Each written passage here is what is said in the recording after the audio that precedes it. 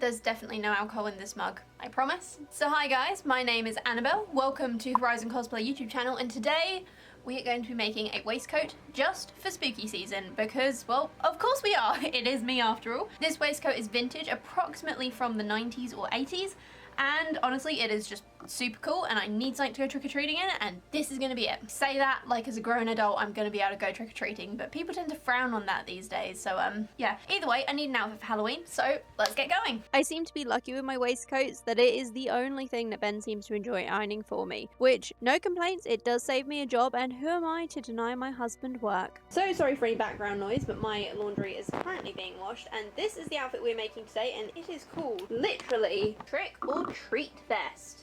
And that is what we're aiming for. Just look how sassy that woman looks. I hope I look that sassy when it's done. So this vest has 2 panels at the front, 1 at the back. We've got a whole lot of pumpkins, trick or treat, a witch, more pumpkins, there's kittens. Gotta like it when there's kittens and ghosts and bats, and it's oh so cute, so it's gonna be perfect for the season. Let's see what we can do with this, because honestly I think this has to be one of my favourite panels that I've ever brought. So I suppose we should cut it out. The first thing I needed to sort out after was the lining of the waistcoat. I had a roll of black fabric, which I actually brought for a bombshell Batwoman costume that I never ended up making, so I may as well use a little of it for this. I cut out a square that was the right size for the waistcoat before taking it over for an iron to get out any wrinkles. After all, it had been stored for quite a while at this point. Then it was time to layer this puppy up with the wadding and pin it all in place. This actually took quite a while because I like to pin anywhere that there's going to be stitches, including the center of the coats, but once it was done, out came the scissors and snip, snip, snip.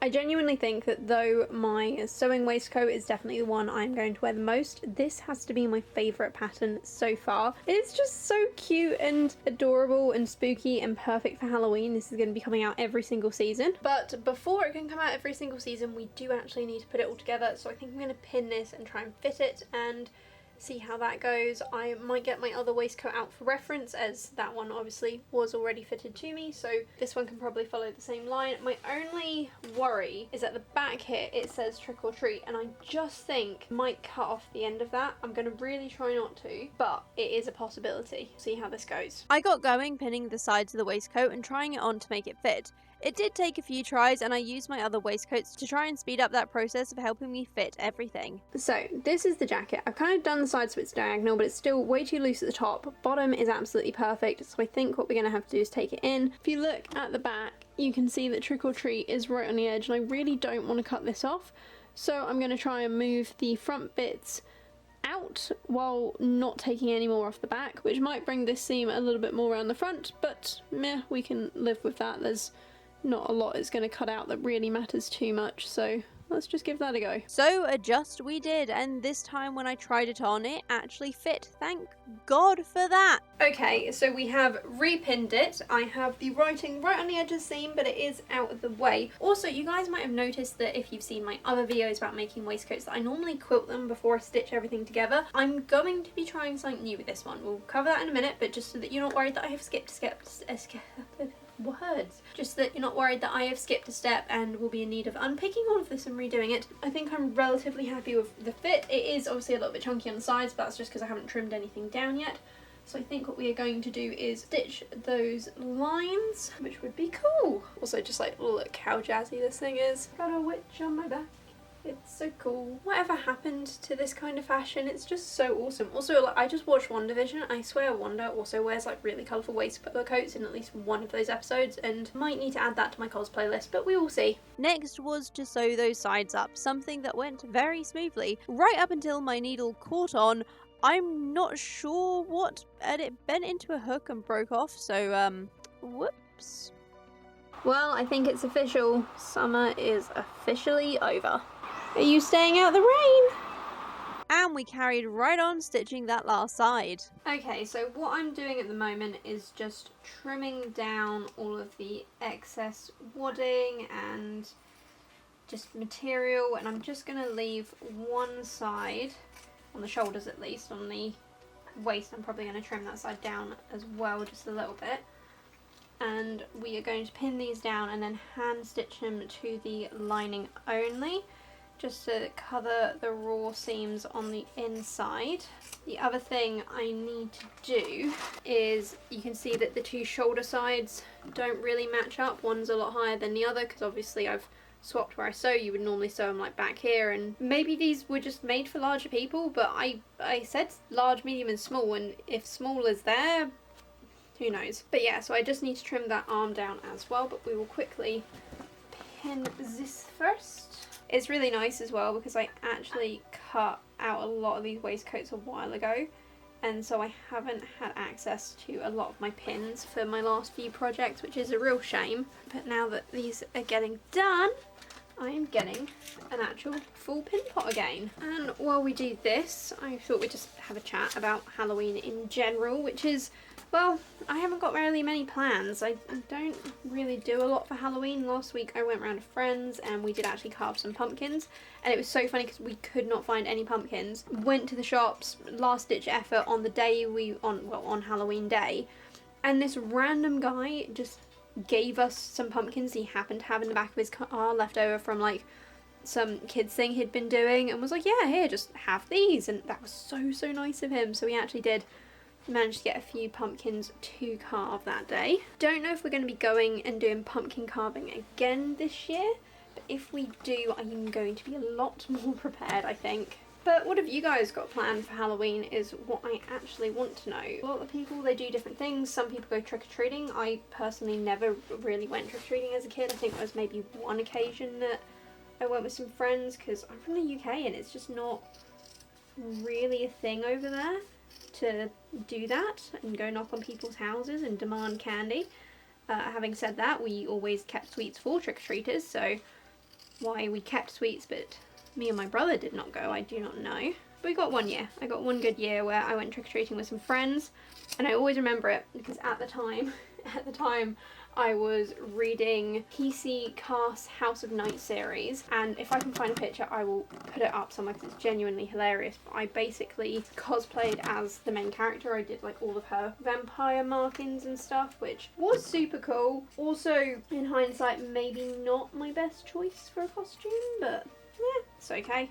Everyone's got to start somewhere, right? With this, I'm kind of hoping that at work we have a non-uniform day. I love that my work has non-uniform days. It's genuinely like being back at school. We have a non-uniform day. I am going to wear this to work because why the hell not? And don't worry, these big scraps that I have cut off, I am going to be keeping to put in the patchwork quilt.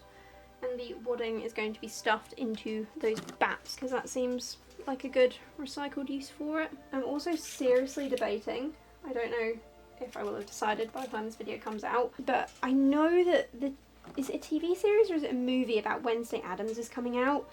I swear to God, I've got a little bit of black fabric, the rest of the roll of this stuff that I use for the lining actually, and the leather stuff that I use for my Kyoshi Warrior and my Corella coat, I've got a bit of that left that I really do want to use up, and I'm just debating about whether or not I can make a bit of a vintage Wednesday Addams costume, as the first time it was aired as such I think was about in the 60s, and as it happens I have a pattern book of very cool dresses which is from the 60s, so we'll see if that happens. Yeah, okay, this is absolutely perfect.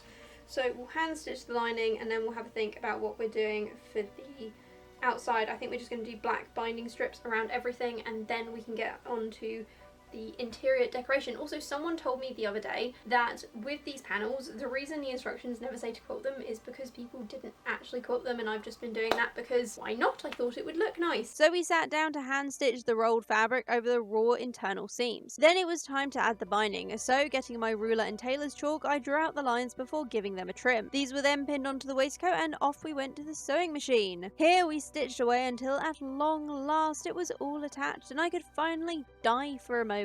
And if you like this content and want to help support this channel, please do remember to check out my Ko-Fi where I host all my free and paid for sewing patterns. And every donation or paid for purchase comes with the awesome bonus of getting your name embroidered onto my next sewing project. And to those who are waiting for their names to appear, don't worry, I haven't forgotten, but I have got a very cool project coming up and I wanted to add your names to that rather than the waistcoat because I just kind of thought it would be a bit more fun. So August is the season of scary things and my cats keep bringing in life. life, rats. There's currently one loose in my house that I don't know where it is, somewhere downstairs. Lily just brought this one in and released it on my bed, and I've just had to go all into my bed to find it. Luckily though, this one, I think we're going to call him Pedro, is now going to go back into the wild and be absolutely fine. Look how cute he is though, isn't he just adorable? I actually think he might be a mouse, but he's a very large mouse. Still, very cute. After that little excursion, we pinned up the binding and settled down to hand sew the edges of the waistcoat, adding on a hanging hook when we got to that part out of some scrap fabric. I did all this hand sewing, by the way, while binge watching Over the Garden Wall, which I've never actually seen before, and it was an experience, shall we say. I can see why people like it, but personally I don't think it's something that I'm ever going to rewatch again. However, my one watch through was quite enjoyable, and frogs. I never really liked frogs, but they can sing. So if I look tired, it's because I have just finished a 12-hour shift and I am ready to snuggle up in bed, and I'm not quite ready to sleep, so we're going to do a bit of sewing first. But I have my sewing kit, so I've got one bag where I put all of my thread ends because I'm saving them for a thing. I'm doing this for nearly 5 years now, and there is a giant project coming, but I think it's going to be another 5 years before I have enough thread ends to do it. I've got all my needle and everything like that. We are going to go for embroidery thread for decorative purposes, and of course we have the actual waistcoat. So with the waistcoat, there's a lot of like these diagonal lines that resemble stitches. We're going to go over them and make them into real stitches. Also, I searched online for pumpkin buttons for nearly 3 hours the other day. Nothing. They don't exist. And I kind of feel like if I was in America, I'd go to Joann's and I would probably have some. But genuinely, I cannot find any pumpkin buttons at all on the internet, and I am very disappointed about this. So we're just gonna have to go with normal black buttons, but that's something to worry about in a little bit. For now, let's get the stitches done. If I can get all the embroidery side of things done tonight, I will be super happy. The dogs are howling. That's when you know it is the spooky season. Also, because my neighbours just have really loud dogs. They're so cute and fluffy though, I just can't be mad at them. That night we spent ages hand stitching the white larger stitches before moving on to the black, and oh my gosh, I am so glad that I decided to do this because it immediately gave the entire waistcoat this awesome 3D effect anywhere that I stitched. Hello and welcome back to In Bed Sewing, because it's cold, I've broken, I have officially put the heating on. I also have a hot water bottle, and I have an electric blanket on the bed, but it needs a converter because it hasn't got a UK plug, and can't find it, so I'm going to buy another one in a few days when I get paid. But yesterday I got all of the white thread done, I got all of the black thread done, so today's challenge is to do the orange thread and the buttonholes, which I'm quite looking forward to. I think this should go well, hopefully. Nothing went wrong yesterday, which is good. Everything looks super neat. I even figured out along the checkered bit that if I just sew at the top of all the black things, the thread doesn't really show up, and if it does, it just kind of looks cool. Let's just get on with it. Let's hope for the best. Don't really want to stay up till midnight tonight, but I do get a bit of a line tomorrow, and actually thinking of that, I need to change my alarms. So let's do that and then get stitching. For day 2 of pyjama sewing time, we got going with the orange thread, doing all the fiddly little stitches and making sure it all laid evenly, ever so nicely. Again, all of this came out super well, and the orange I picked matched the orange on the waistcoat nearly perfectly, which I just absolutely love. Also, have I told you all how snuggly and comfy this is? I 10 out of 10 recommend bed sewing, and why do I not do this more? And so we are on day 3 of pyjama sewing in bed. To be fair, I'm actually glad that I moved it upstairs because it is really snuggly. I can sit here under loads of blankets with a hot water bottle, and you know what, it's relaxing, and it's really nice to do after work, and means I can literally just put my stuff to one side and then doze off. The only thing left to do on this jacket is buttonholes and buttons. Now normally I come up with several options for buttons and I post it on the Discord and ask people to vote for their favourite. However, I have recently been sorting out my buttons, and my black button collection is actually like all packed away somewhere that's not easy to get to. So just this once I have just found a random packet of black buttons, which I actually had, but like not in my button stash, which, you know, it's fine, it worked out, okay? So these are the buttons that we've got. They are quite small and they're plastic, but they are very pretty. They're black, and because the buttons are black and the surrounding area where the buttons are going to be going is black, I have made the executive decision that my buttonholes are going to be done in bright orange, because you know what, it's going to be a look, but it's one that I am totally up for seeing. Just need to work out how many buttons we want now, and then we will get stitching. With only the buttonholes left, I marked out where I wanted each hole to be by eye while trying the waistcoat on. Could I have measured between each hole to make sure they were all perfectly even? Well, yes, I could have. But did I? Definitely not. So I got out my seam ripper and little scissors and started making the holes, double checking the buttons would fit through them each time. And then we were on to the fun bit, stitching those buttonholes all round using a blanket stitch. And boy oh boy did they look amazing! I was honestly a little unsure if having the buttonholes bright orange had been the right choice, but looking at them now, hell yes it definitely was. Then we were onto the sewing on the actual buttons. Now these buttons look super cool and unique with their black swirly patterns on, but they are made of plastic and I don't often like using plastic buttons because for some odd reason I find them way more fiddly than the metal ones. However, just a few stitches later and we were done. Like actually done with this project done. Oh guys, she's done. I am going to go to bed for now. I am going to wait until tomorrow and then we're going to do a grand reveal, okay? I think this is it. I think this is the best one I have made so far. My Christmas waistcoat is going to take a lot to beat this. Let's go.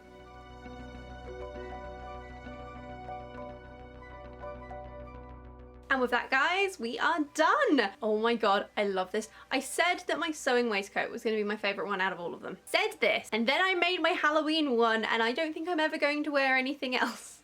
It is so cool. It is so comfy as well. It fits me perfectly, which, yay! Definitely one of the things I've been learning doing all of these waistcoats throughout the year is that each one fits me just a little bit better than last. So I think it might be really interesting at the end of the year to actually compare all the ones I made, because there will be 5 in total. I planned for 4 and then I got like a free one in the mail, so it's fine. Let's make that one as well. Oh, Halloween is gorgeous. The pattern on this one is absolutely stunning. The quilting effect where I hand did a lot of it was amazing, even if it took forever. The lining is like perfect and super neat, and overall I actually can't think of any complaints. Actually no, I can think of one complaint, which is the fact I could not find pumpkin buttons anywhere. The one thing I would change about this is I would swap out the buttons for pumpkin buttons. The buttonholes though, all those buttonholes, 10 out of 10. I love them. Doing them in bright orange was an excellent idea. I know what I am wearing Halloween. Now I just need to make the bottom half of this outfit, which is going to be coming out next week, maybe the week after. The point is before Halloween, because I have got to show you guys what I have planned. So yes, this was a really fun project. I really hope you guys enjoyed coming along with me. If you did enjoy it, make sure you hit that like button. Please comment with any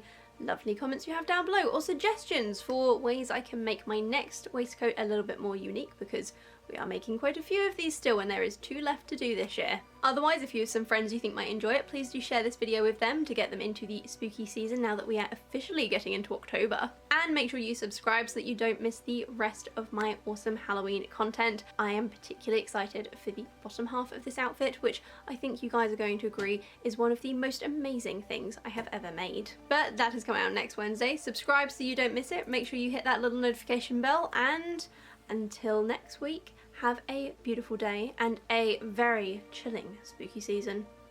Bye!